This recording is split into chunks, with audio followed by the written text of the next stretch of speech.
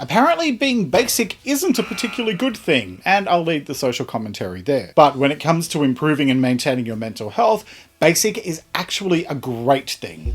We often try to do 5,000 different things and wonder why nothing seems to be working, when in fact, you're much more likely to see long-term sustainable success by focusing first on laying a solid foundation of actions and mindsets that can support you daily, and then building on that over time. So this episode is about that foundation, and I'm exploring some of the most fundamental reasons why building a healthy routine around your mental health is essential if you want to improve and maintain your well-being. And I'll share the core things that contribute to better mental health so that you can consider what might be the right approach for you in terms of managing your own mental health and well-being. So let's first talk about what good mental health is and what it isn't. And I chose that term good mental health for a reason. A lot of the coping mechanisms that we might use to deal with mental health challenges aren't particularly good or healthy, and they can do a lot more damage to us in the long run. Although some actions or approaches might seem to take the edge off in the short term,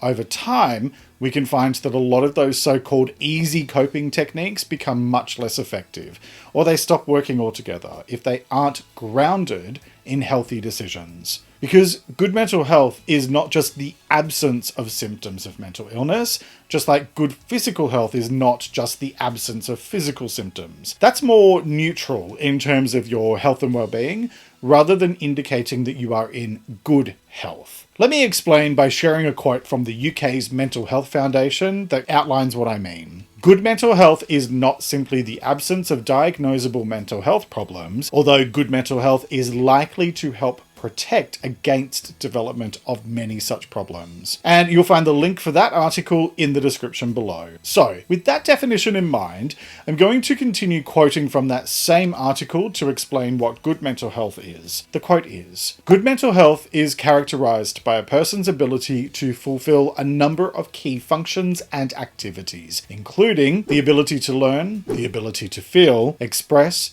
and manage a range of positive and negative emotions, the ability to form and maintain good relationships with others, and the ability to cope with and manage change and uncertainty." So, continuing on from that definition, let's talk about why looking after your mental health matters. And it matters because your health is the single most important thing that you have. Ill health has a negative impact on your life satisfaction, while good health has a positive effect, and it helps you to reach your full potential so that you can thrive. Health doesn't just magically come without any effort either, and it gets a lot harder to get everything to work the way it's supposed to as you grow older. The other week, I had sore legs for hours from just sitting in an odd position while assembling some flat pack furniture. So, young people, be warned, it gets much tougher as you get older, even though I'm clearly only 21.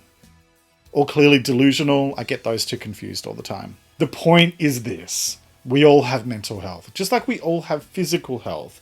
And it's not something that we just acknowledge one day a year and be done with it, or that we can just pop a pill and magically fix. Good mental health requires work. And the thing is that mental health challenges are more and more common. Roughly 20% of the population worldwide live with one, according to the World Health Organization, with the most common conditions being anxiety and depression, as well as substance use disorders. However, that data comes from before 2020. I think something happened that year, not sure. So that data is already well out of date.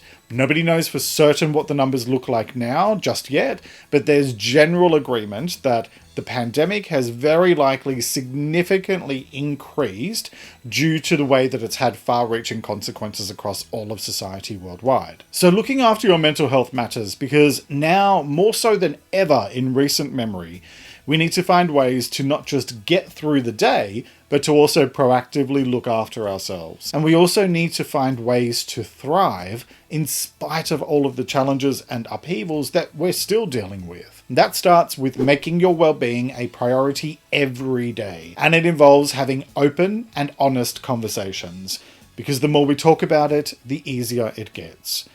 I'd also like you to consider that your mental health touches every area of your life.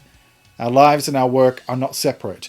They're all a part of who we are, and so how you feel both physically and mentally will have a direct effect on your performance at work, as well as your ability to lead a satisfying life. So if there were ever a case to be made for why you should make your mental health an absolute priority every day, let it be this. Your overall life satisfaction is directly connected to what you do or don't do to improve and maintain your well-being. So how do you do that?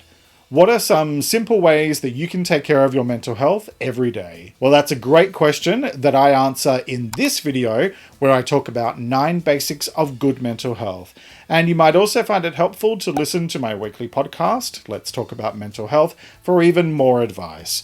You'll find it linked in the description below. Thanks so much for joining me today. Take care and talk to you next time.